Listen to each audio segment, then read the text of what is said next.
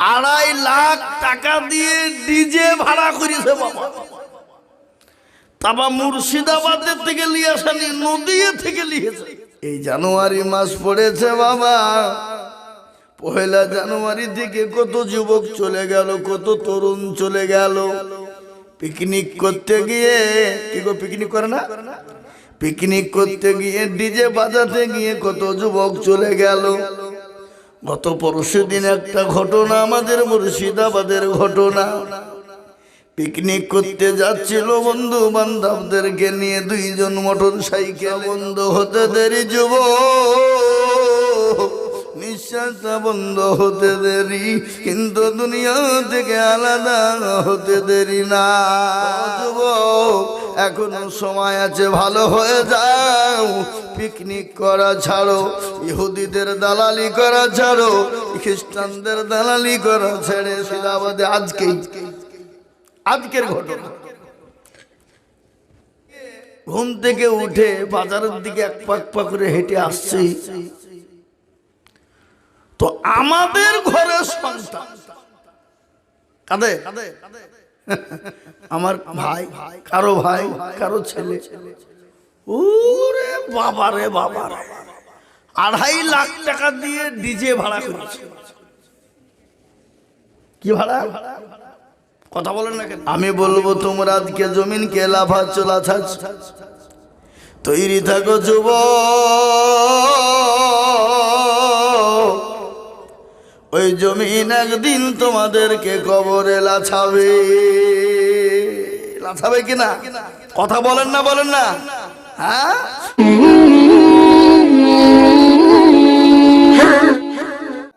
ও যুবক গো, free fire খেলবা যারা, পাবজি খেলবা যারা, 12টা ক্ষতি হবে তাদের।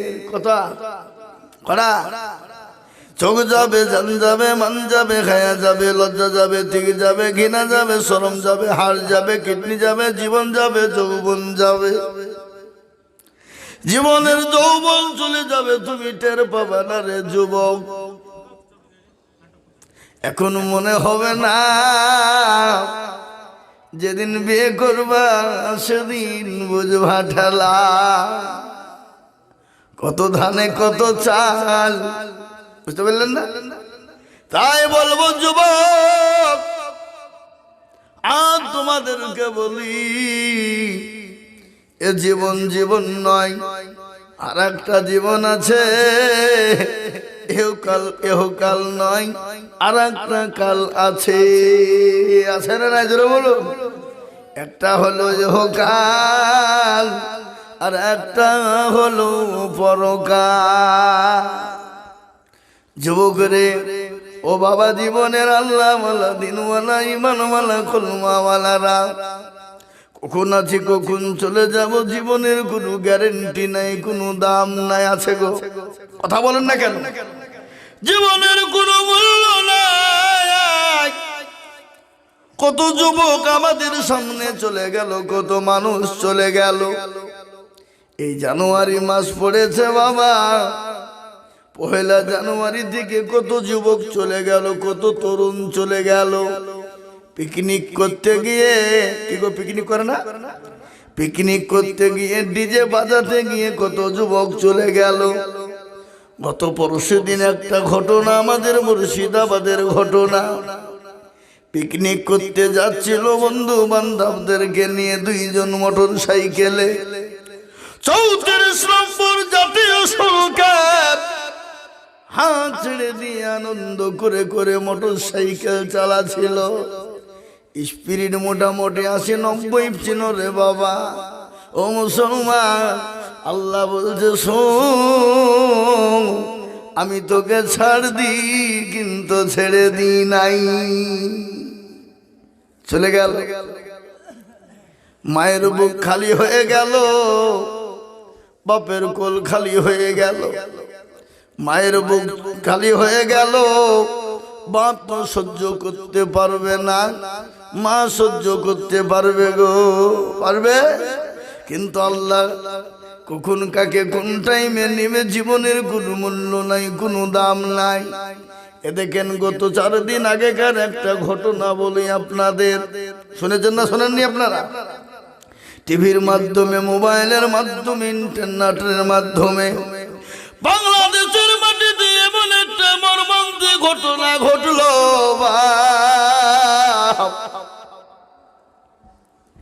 রাজধানী এক্সপ্রেস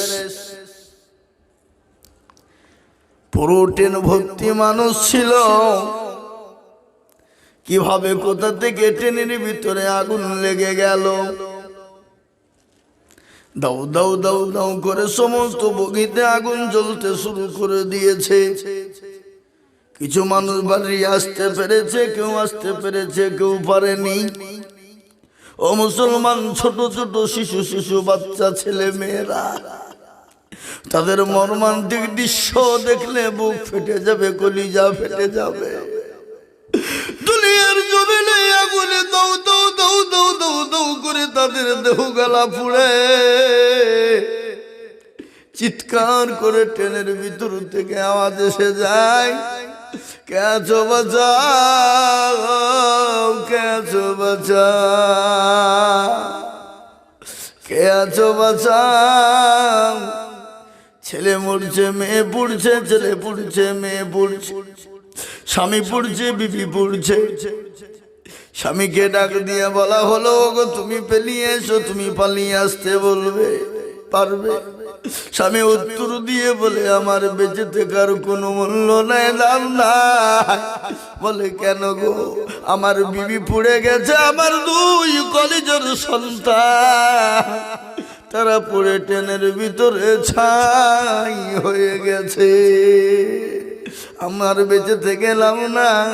সেই জ্বলন্ত আগুনের ভিতরে থেকে সবার সামনে দেখা গেল তাকে দাউ দাউ করে আগুন গোটা শরীরে জ্বলে যায়, আর শরীরকে ঝলসে ঝলসে চামড়া গালা খুলে খুলে পড়ে যায়। ওরে যুবক, একবার কবরের কথা মনে হয় না,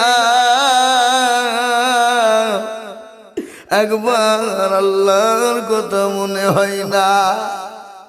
এ দুনিয়ায় কতদিন থাকবা?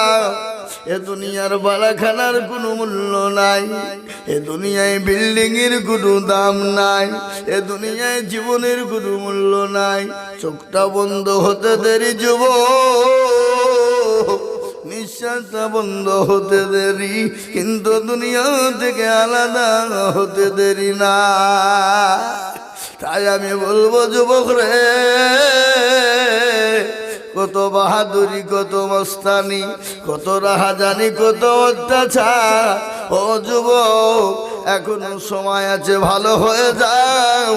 পিকনিক করা ছাড়ো, ইহুদিদের দালালি করা ছাড়ো, খ্রিস্টানদের দালালি করা ছেড়ে দাও। আমার মুর্শিদাবাদে আজকের ঘটনা, আমি বাড়ি থেকে সকালবেলা, আমি গতকালকে আপনাদের মালদাতেই জালসায় ছিলাম, ওই চামাগির পরপর 3 দিন দিনাজপুরে ছিলাম, 4 দিনকে দিনটা চামাগিরামে ছিলাম। তো আজকে করি একসঙ্গে বাড়ি যাব ভাবলাম, কিন্তু না, আমি আমার সেই মসজিদের কিছু কাজ ছিল, চলে গেলাম। বাড়িতে গিয়ে ঘুম থেকে উঠে বাজারের দিকে এক পাক করে হেঁটে আসছি, তো আমাদের ঘরের সন্তান কাঁদে, আমার ভাই, কারো ভাই, কারো ছেলে। ওরে বাবা রে বাবা, 2.5 লাখ টাকা দিয়ে ডিজে ভাড়া করেছে। কি ভাড়া? কথা বলেন না কেন? 2.5 লাখ টাকা দিয়ে ডিজে ভাড়া করেছে বাবা। তারপর মুর্শিদাবাদের থেকে নিয়ে আসেনি, নদিয়া থেকে নিয়েছে। 2.5 লাখ খাওয়া তো যেমন তেমন, প্রতিটি ছেলের মাথা পিছু 1000, 1500, 2500, 500 করে ভেঙেছে। এতটুকুন ছেলে, তাও 500 টাকা নিয়েছে। বলে কি বাবার ও কোটার খাবে? তুমি যে না খাইলে তো কি হলো, ড্যান্স তো দেবে, বুঝলেন না? হ্যাঁ, ধ্যান তো দেবে। আর এমন করে বাবজি তাল বুকে মারছে, বা মনে হচ্ছে হার্ট অ্যাটাক হয়ে মনে মরে যাবে। জমিনকে লাচিয়ে দিচ্ছে। আমি বলবো তোমরা আজকে জমিনকে লাফাচ্ছ, লাছাচ্ছ। তৈরি থাকো যুবক, ওই জমিন একদিন তোমাদেরকে কবরে লাছাবে। লাছাবে কিনা কথা বলেন না, বলেন না? হ্যাঁ, আর তুমি জমিনকে লাছাও, ওই জমিন তোমাকে লাছাবে।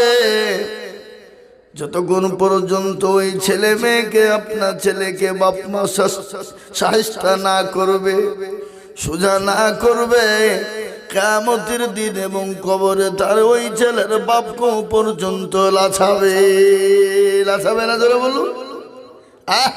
যদি তুমি না শাসো, না বকো, এমনও প্রয়োজন বলে সন্তানকে বাড়ি থেকে বের করে দাও, বুঝো, খাবার বন্ধ করে দাও, খেতে বন্ধ করে দাও, খেলাটা বুঝো। আজকে মুসলমান আমাদের যুবকরা, গোটা ওয়ার্ল্ডের পরিস্থিতি খারাপ, মুসলমানদের এত পরিস্থিতি খারাপ, তারপর মুসলমানরা বোঝে না, যুবকেরা বোঝে না, আল্লাহর দিনকে বোঝে না, কোরআনকে বোঝে না, ইসলামকে বোঝে না রে যুবক। ও যুবক রে, চলে তো যেতেই হবে। আজকে মনে মনে করো আমি মরবো না, দেখা যায় বাপ থেকে যাই, দাদা থেকে যাই, ছোট ছেলে চলে যাই, যাই না জোরে বলুন? এই বাবা, যাই না, যাই না?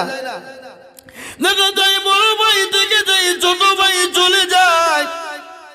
বাপের বড় শখ আমি আমার ছেলের কাঁধে চড়ে গোরস্থানে, কবরস্থানে যাব, কিন্তু দেখা যায় এমন অবস্থা, বাপের কাঁধে ছেড়ে ছেলে কবরস্থানে যাই, যাই না গো? এই কথা বলেন না কেন? কবর যে বড় কঠিন, কবর বড় ভয়ঙ্কর, কবর বড় ভয়ানক। আমার নবী বলে গেলেন, বিশ্ব নবী বলে গেলেন, আমার উম্মতি যদি একটা বার জানতো কবর কোন জায়গা, মানুষ মরে গেলে জীবনেও কোনোদিন কবরে রাখতো না। ওই কবর প্রতিদিন আপনাকে ডাকে, ডাকে না গো? এই জোরে বলুন, ডাকে না, ডাকে না? ওই কবর প্রতিদিন ডাকে, গাইরে আমি কিড়ামাকুড়ের ঘর, আমি পোকামাকুড়ের ঘর, আমি বড় কবর একা, আমি একা, যে কবরে কোনো নাই লাইটিং পাওয়া যাবে নাকি গো? এই ভাই, আপনাদের দেশে মানুষ মরে গেলে কবরে লাইটিং দেয় নাকি? ডিজে তাই না? তো খাবার, বিছানা, খাট, পালঙ্ক, টিভি, মোবাইল, ফ্রি ফায়ার খেলতে নাকি? ও মুসলমান, না না না না না, কোনো জিনিস কবরে চলবে না। ডানে মাটি, বায়ে মাটি, নিচে মাটি, উপরে মাটি।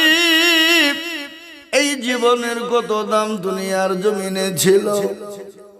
এই হাতের দ্বারাই, মুখের দ্বারাতে কত সাবান ব্যবহার করেছি, কত ফেস ওয়াশ ব্যবহার করেছি, কত দামি দামি জিনিস আমরা ব্যবহার করেছি, কিন্তু আল্লাহকে চিনিনি, আল্লাহর দিনকে চিনিনি।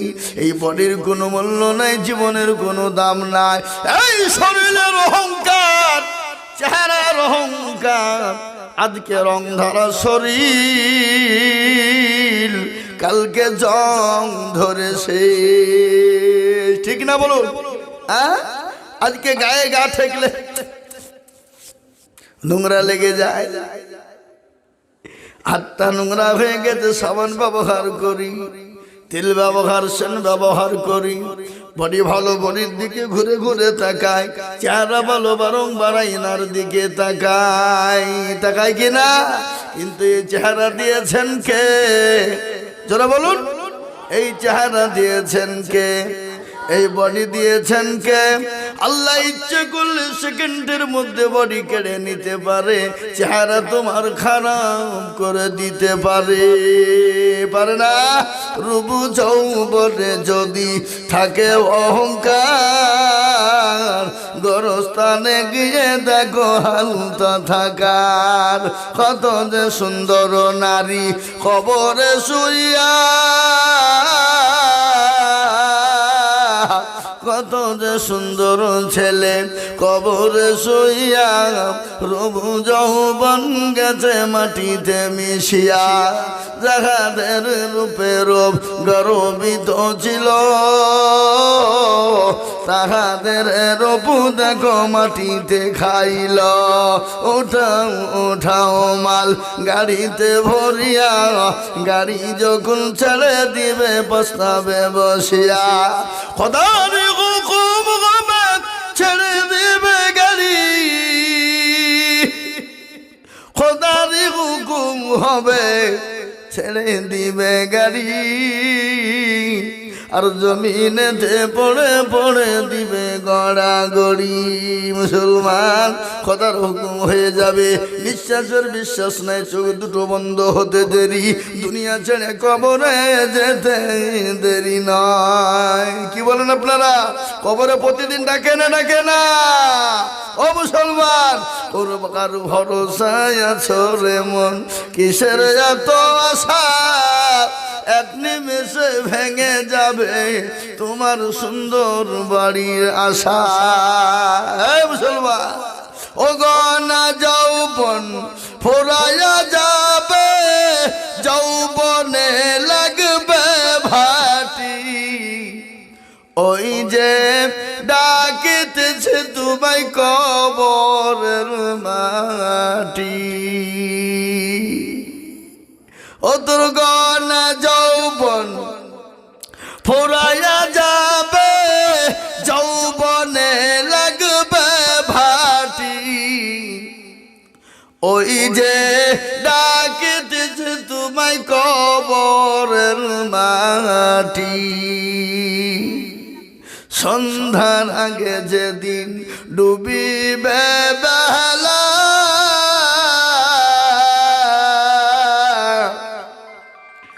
এক পলকে ভেঙ্গে যাবে তোমার রঙ্গেরি মেলা। সন্ধ্যার আগে যেদিন ডুবিবে বেলা, এক পলকে ভেঙ্গে যাবে তোমার রঙ্গেরি মেলা।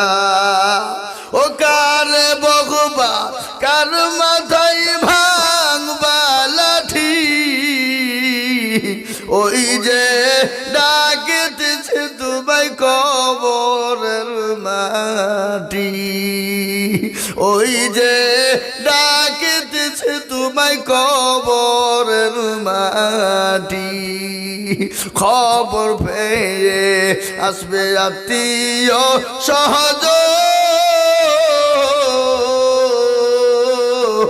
তোমার চারি পাশে বসে তারা করিবে কান্দ।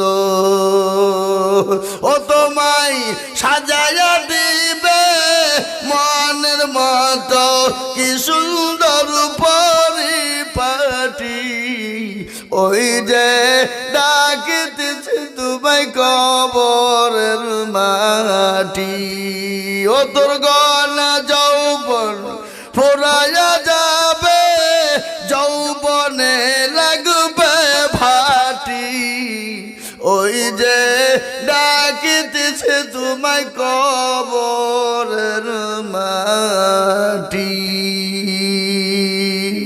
ও মুসলমান, প্রতিদিন কবর ডাকে, কবর কিন্তু কাউকে ছেড়বে না। কবর চিনে খালি আমল আর আমল। কবর কি চিনে? যারা বলুন, বিশ্ব নবীর কলিজার নয়নের মণি,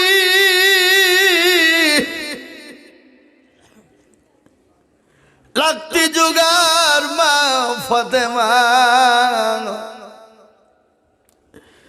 দুনিয়া থেকে যেদিন বিদায় হয়ে যাবে, তিনি তো নবীর বিটি, তিনি তো হাসান হুসাইনের মা, তিনি তো হযরতে আলীর বিবি, তিনি তো জগৎ জননী, তিনি তো জান্নাতের সরদারিনী। কে গো? জান্নাতের সরদারিনী কে? আয় আয় ভাই আয়,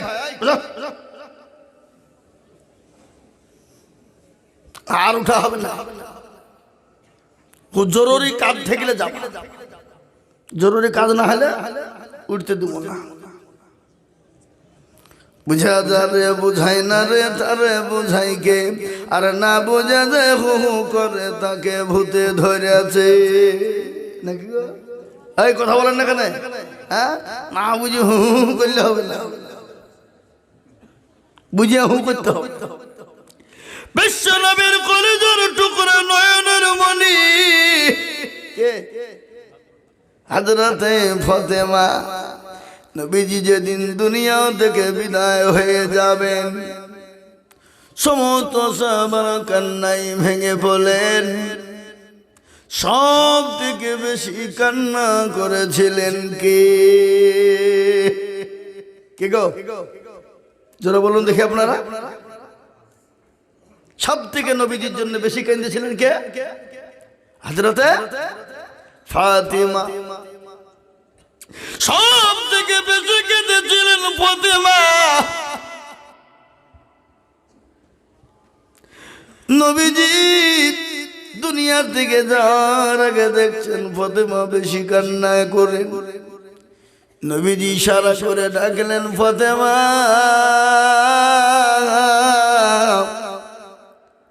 আইরে বিটিয়া এখানে আয়া। নবীজির কাছে কলিজার টুকরা নয়নের মণি ফাতেমা গেলেন। নবীজি কানে কানে বললেন, ও ফাতেমা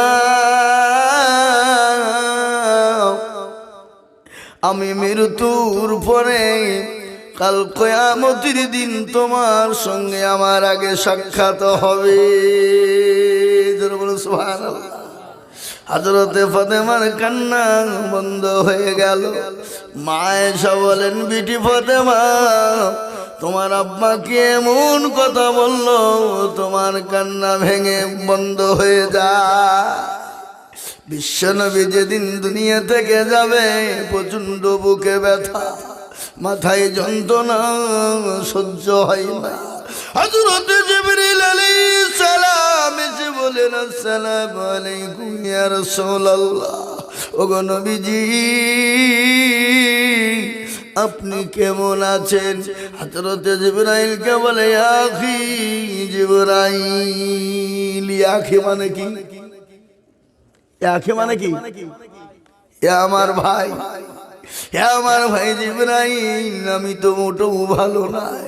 বুকে বড় ব্যথা, মাথাতে বড় যন্ত্রণা, সহ্য হয় না।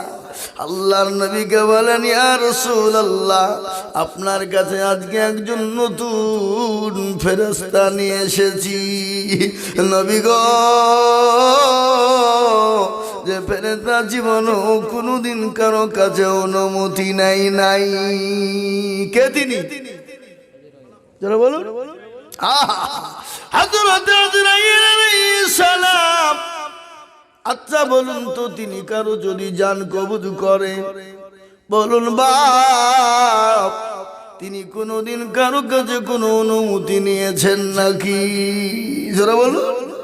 অনুমতি তিনি নেন না, কিন্তু একজনের কাছে দুনিয়ার জমিনে অনুমতি নিয়েছিলেন। তিনি কে?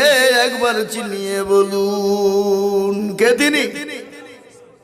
বিশ্ব নবীকে বললেন, ইয়া রাব্বি ইয়া রাসূলুল্লাহ আপনার কাছে আজকে একজন নতুন মানুষ ফেরেশতা নিয়ে এসেছি, যার যে ফেরেশতা জীবনও কারো কাছে কোনো অনুমতি নেই না। আজকে আপনি যদি অনুমতি দেন, সে আপনার কাছে আসবে, আপনার জানটা কবজ করবে।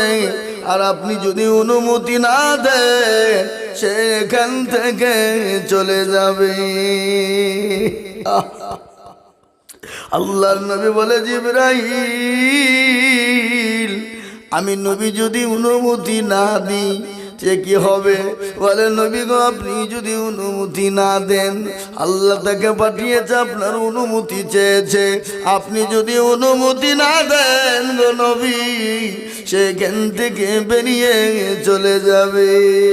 রাসূল বলে ও জিবরাইল অনুমতি দিয়ে দিলাম, আমার জানটা কবজ করে নিতে বলো। বিশ্ব নবীর জানটা যখন কবজ করার জন্য আজরাইল আলাইহিস সালাম বুকে হাত দেবে, নবী বলেন আজরাইল তুমি যখন আমার বুকে হাত দিয়ে দিলে, আমি নবী আমার বুকের উপরে যেন উহুদ পাহাড়টা এসে বসে গেল। তিনি তো বেগুনাহ, তিনার তো কোনো গুনাহ নাই, তিনি তো মাসুম। কিয়ামতের দিন তিনি ছাড়া জান্নাতের দরজা কেউ খুলতে পারবে না। তিনি তো বেগুনাহ, তিনি তো মাসুম,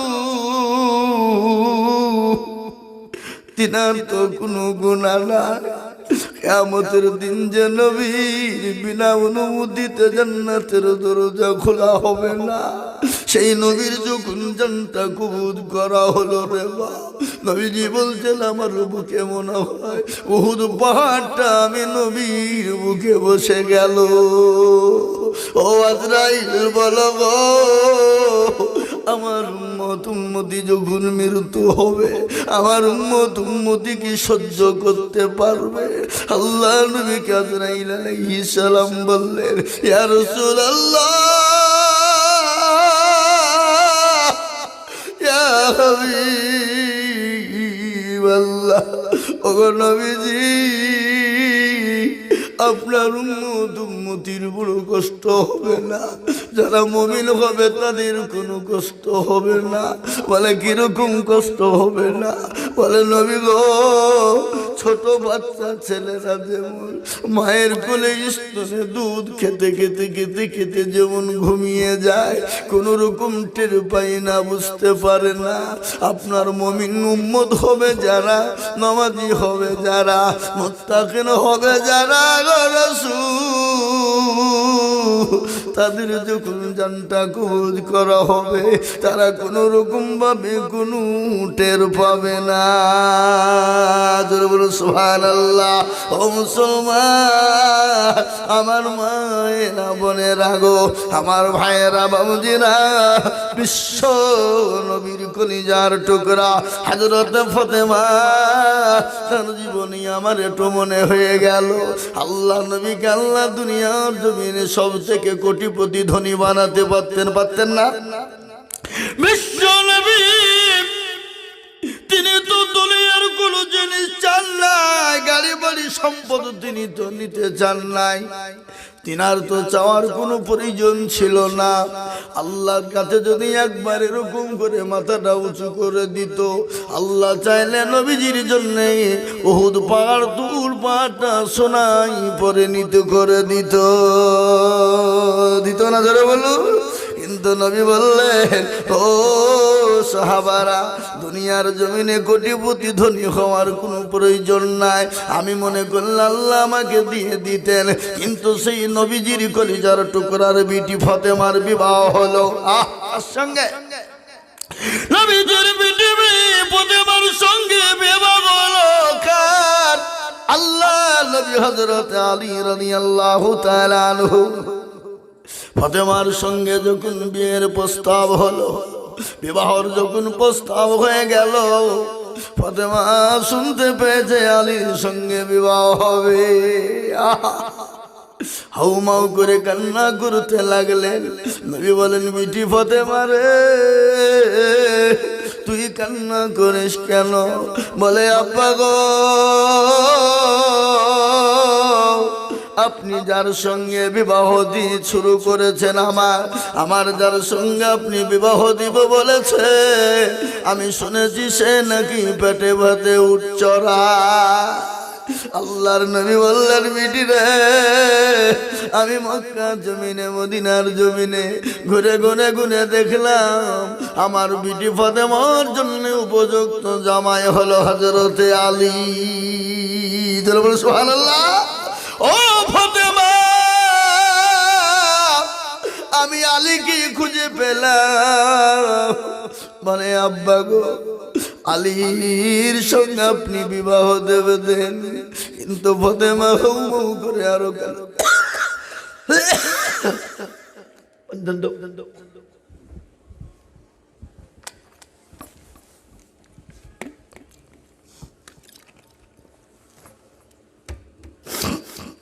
মুসলমান দরদি হযরতে খাদিজা ফাতেমা বলছেন ইয়া রাসূলুল্লাহ আব্বা হুজুর গো সবাই শুনেছি নতুন বিবাহ হলে নাকি মানুষের সঙ্গে মানুষ যায়। আব্বা জান আমার মা খাদিজা তো দুনিয়ায় বেঁচে না, আমার মা খাদিজা দুনিয়া থেকে চলে গেছে। আব্বা আমি যখন শ্বশুরালয় চলে যাব, আমি আমার স্বামীর ঘরে যখন চলে যাব, আমি কি একাই যাব? আমার সঙ্গের সাথী কাউকে খুঁজে পাওয়া যাবে না। সঙ্গে সঙ্গে বলে ও বিটি শুনে নে রে মা, আমার আলী জামাই তোর সঙ্গে যদি আর একজন পাঠিয়ে দিই, আমার আলীর বাড়িতে থাকার কোনো জায়গা না। ও বিটি রে তোদের স্বামী স্ত্রীর মতো কোন রকম মাথাটা লুকানোর মতো জায়গা রয়েছে। ও বিটি কোনো চিন্তা করিস না, যারে মাথা আমি যে তোর আব্বা, আমি তোর বাড়িতে চলে যাব রে মা। 3 দিন পরে নবীজি গেলেন, ফাতেমার বাড়িতে নবীজি গিয়েছেন। দেখবেন মেয়ের বাড়িতে যদি বাপ যায় মেয়ে বড় খুশি হয় না গো? জোরে বলুন খুশি হয় না? এই কথা বলেন না কেন? হয় না? মেয়ের বাড়িতে যদি বাপ যায় মেয়ের বুকটা বড় হয়ে যায়, কলিজাটা বড় হয়ে যায়। মা মেয়ে বলে বাপকে কোথায় জায়গা দিব, কি খেতে দিব। মেয়ের মন বারংবার চেয়ে বাপ ঘুরে ফিরে খা। ঠিক না বেটি? জোরে বলুন। ওই মুসলমান বিশ্ব নবী সাহাবাকে নিয়ে প্রতিবার বাড়িতে বেড়াইতে গিয়েছে। ফাতেমার বাড়িতে গেলেন, আল্লাহ নবীর বিটির ফাতেমার বাড়ির দৃশ্যটা এত কঠিন, আলীর বাড়িতে দৃশ্যটা এত বড় কঠিন। বিশ্ব নবীর বিটি ফাতেমা, তার বাড়িতে কিন্তু খাবার নাই, থাকার জায়গা নাই, পর্দা করার কোনো কাপড় নাই। হযরতে ফাতেমা 3 দিন অনাহারে আছে, খেতে পায় নাই, প্রচন্ড মাথায় জ্বর, সহ্য করতে পারে না। ঘরের ভিতরে সে কদরায় পর্দা করে বেরোবে, আব্বা এসেছে দেখতে যাবে। বিশ্ব নবী গেলেন, যাওয়ার পরে দেখছেন ফাতেমা বাড়ি থেকে বেরোবে, তার দ্বিতীয় কোনো কাপড় নেই। বিশ্ব নবীর কাপড় পাগড়ি কানা বিছি খুলে দিলেন, দিয়ে বলে বিটি রে ফাতেমা তুমি তোমার শরীরটাকে তুমি পেঁচিয়ে না। বিশ্ব নবীর বিটি নবীজির পাগড়ি খানা মাথায় গায়ে দিয়ে নিলেন। পর আল্লাহ নবী ভিতরে ঢুকলেন, বিটির মাথায় গিয়ে হাত দিয়ে দেখেন ফাতেমার প্রচন্ড শরীর খারাপ। বলে বিটি কি খবর? বলে আব্বা হুজুর গো আপনি এমন জনার সঙ্গে বিবাহ দিয়েছেন, আমি ফাতেমা আজকে 3 দিন বড় অনাহার, 3 দিন মুখে ভাত জুটেনি, 3 দিন খেতে পাইনি। আব্বা হুজুর আল্লাহ নবীর 2 চোখের কোণো দিয়ে গড় গড় গড় গড় গড় গড় গড় গড় করে পানি ঝরে যায়। আল্লাহর নবী বিটির মাথায় না দিয়ে বললেন মা রে, ওরে আমার মা ফাতেমা সব সবর করো। আল্লাহ বলে ইন্নাল্লাহ মা'আস সাবিরিন, যারা সবর করে ধৈর্য ধরে গো আমার আল্লাহ তার প্রতিফল দিবে। আল্লাহ বলে ইন্নাল্লাহ মা'আস সাবিরিন, সবর করবে যারা, ধৈর্য ধরবে যারা, আল্লাহ তাদের জন্য সুব্যবস্থাপনা করে দেবে। বিটিরে, আল্লাহ আমাকে দুনিয়ার সমস্ত জিনিস সম্পদ দিতে চেয়েছিলেন, কিন্তু আমি নবী নিইনি। ও বিটি, আমার চাহার প্রয়োজন ছিল না। আমি একবার যদি আসমানের দিকে এরকম করে তাকিয়ে ইশারা করে দিতাম, আমার আল্লাহ আমার জন্য গোটা মদিনা মক্কাটাকে সোনায় পরিণত করে দিত। সুবহানাল্লাহ বলুন। বিশ্ব নবী বললেন, বেটি ফাতেমা কোন রকম চিন্তা করিস না মা। আল্লাহ বলে তো সবর জামিল, সবর করবে যারা, ধৈর্য ধরবে যারা, আমার আল্লাহ বললেন আমি তাদের পাশে আছি। ওই ফাতেমার জীবনী করুণ কাহিনী। ওই ফাতেমা হযরতে আলীর সঙ্গে বিবাহ হয়েছিল। ওই ফাতেমাকে আল্লাহ এত সুন্দর করে দুনিয়ার জমিনে বানিয়েছিল, যার চেহারা পৃথিবীর কোনো মানুষ দেখতে পায়নি। জোরে বলুন, পেয়েছে? কথা বলুন। বিশ্ব নবীর বেটি ফাতেমার সঙ্গে একটা ঘটনা কথোপকথন হয়ে গেল। বেটি বলছেন, আব্বা হুজুর, কাল কিয়ামতের দিন আমার আগে জান্নাতে কে যাবে আপনি জানেন? নবীজি বলেছিলেন, বিটি রে, তোমার আগে একজন জান্নাতে যাবে, তিনি হলেন কাঠরির বিবি। কার বিবি? জোরে কন্যা, কার বিবি? বলবো না বলবো? এ মুসলমান, ঠিক রাখো ঈমান, ইসলামের বাতি যেন ডুবায় না। ইসলামের বাতি ডুবিয়ে দিলে হবে? কথা কোন? আজ মুসলমান দরুদি গো, ওগো দরুদি, আল্লাহ নবী বললেন, বিটি তোমার আগে একজন জান্নাতে যাবে, তিনি হলেন কাঠরির বিবি। কাঠরি মানে কি? হ্যাঁ, লকড়ি কাটেন যিনি, তিনি হলেন কাঠরি। যেমন হযরতে মুসা নবী আলাইহিস সালামকে আল্লাহ বলেছে, মুসা রে, তোর সঙ্গে একজন জান্নাতে যাবেন, তিনি হলেন দেশের কসাই। কে বলেছেন এটা? উনি বলছেন, আমার সঙ্গে কসাই জান্নাতে যাবে? আল্লাহ খুঁজে পাগল না, ও কসাইকে অবহেলা করে। কি বললেন? কসাই জান্নাতে যাবে? আজকাল কিছু কিছু মানুষ আছে, মানুষকে মানুষ মনে করে না। কি বলেন? বুঝতে পারলেন না? মানুষকে মানুষ মনে করে না। আজকাল কিছু কিছু সমাজের লোক আছে, মৌলবীদেরকে দেখলে মৌলবীদেরকে মৌলবী মনে করে না। ঠিক না? ধরে বলুন, অবহেলা মনে করে। আজকে অনেক মুসলমান আছে, মৌলবীদেরকে দেখলে তাদের গায়ে আগুন জ্বলে। জ্বলে না? কথা বলেন না কেন? মৌলবী দেখলে গায়ে চুলকানি হয়, মৌলবী দেখলে গায়ে অ্যালার্জি হয়। কিরকম অ্যালার্জি বাবা? নিজে তো জীবনও কোনোদিন খায় না, মৌলবীর পাতে জীবনও খাওয়াই না, কিন্তু মৌলবী দেখলে গায়ে তার 100 ডিগ্রি জ্বর হয় না? আমি গতকালকেই শুনলাম, এটা তো 9 মোজার মধ্যে পড়ে নাকি? হ্যাঁ, এটা 9 মোজালায়, এটাও 9 মোজার মধ্যে পড়ে।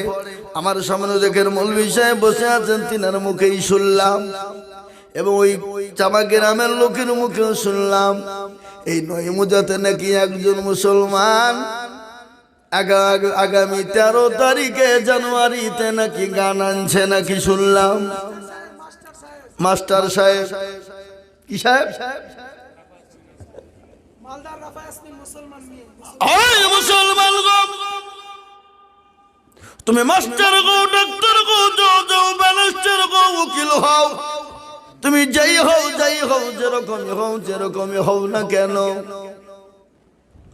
আল্লাহ কারো চেহারা দেখে বিচার করবে না, আল্লাহ কারো গাড়ি বাড়ি দেখে বিচার করবে না, আল্লাহ কারো ধন সম্পদ দেখে বিচার করবে না, আল্লাহ কারো বংশ দেখে বিচার করবে না, আল্লাহ কারো সময় দিকে বিচার করবে না, আল্লাহ কারো ঠাট এবং বাড় দেখে বিচার করবে না, আল্লাহ কাল কিয়ামতের দিনে বিচার করবে। ইন্নাল্লাযীনা আমানু ওয়া আমিলুস সলিহাত, ভালো কর্ম ভালো কাজ করবে যারা, তাদের সঙ্গে দুনিয়াতেও আল্লাহ ভালো ব্যবহার করবে, কবরেতেও ভালো ব্যবহার করবে, এবং পরকালেও আমার আল্লাহ ভালো ব্যবহার করবে। কেমন তার ঘটনা প্রথমে বলছিলাম, আমার নবীজির কলিজার টুকরো নয়নের মণি মা ফাতেমা দুনিয়া থেকে বিদায় হয়ে যাবে। হযরতে আবু জার গফারি তিনি কবরের কাছে এলেন, কবরকে বলে, কবর রে,